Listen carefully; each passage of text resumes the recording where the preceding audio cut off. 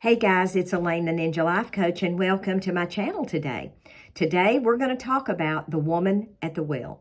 So sit back, grab yourselves a cup of coffee. I'll be right back.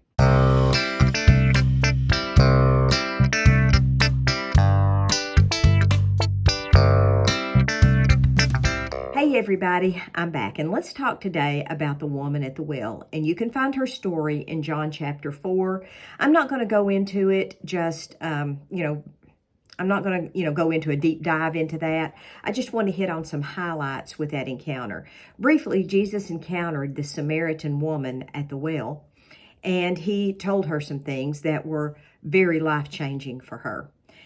And I'm going to encourage you to read that story on your own because it is a wonderful story and actually a great story of evangelism, and it's a great story about female evangelism.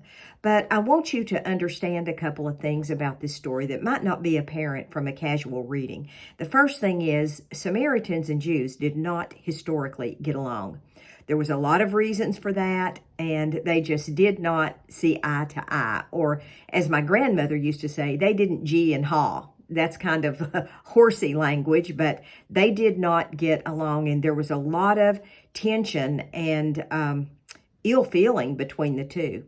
So not only did they not get along there, the second thing is the woman was an outcast in amongst outcasts. So not only was she an outcast amongst the Jewish people from being a Samaritan, but she was an outcast amongst the Samaritans for living with someone who wasn't her husband.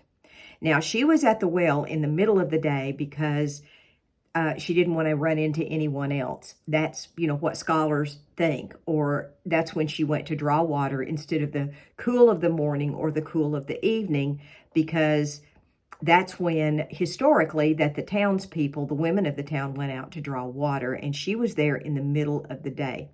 Jesus knew this. So this encounter that seemed like a chance encounter wasn't so chance, because he knew she was going to be there, and he had the perfect response to her questions, and he had the perfect things to say to her to let her know that he loved her, and she need not be an outcast anymore.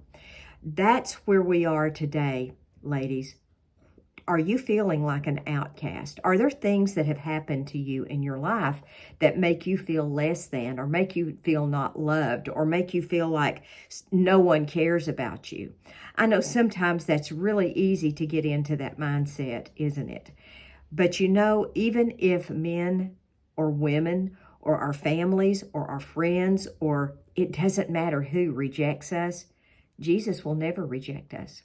He is always there with his arms wide open, ready and willing to hug us in his loving embrace. The problem is sometimes when we do have problems, or we do feel this way, or we do feel rejected, or we feel, less than, or life has just given us a set of hard circumstances, sometimes we want to run in the wrong direction. We don't want to run to God. We want to run to people who will affirm us, or who will make us feel better, or who will stroke our egos. And look, I've been guilty of that just like anybody else has. And that's nice. It's always nice to have those friends in your life to affirm you when you feel less than. I'm not negating that. But that doesn't need to take the place of the only one whose affirmation really means anything, and that is the Lord's. Our families have the capacity of turning their backs on us, and they can, and sometimes they will. Humans are not always known for their longevity in relationships. Sometimes people leave, and sometimes people have reasons to leave, and sometimes they have no reason to leave us. They just leave us for perceived wrongs, or just simply because they want to. Know today that God will never do that. That is not in his nature. His nature is not to leave us and forsake us and leave us twisting in the wind. He's not going to do that. He is always right here. He is always with us. One of his name is Emmanuel, which means God with us. He never leaves. He never forsakes. He's always there to comfort us when we need him. Guys, I hope you all have a wonderful day. God bless you all. May the Lord be with you. Maranatha, folks. Love you guys. Bye-bye.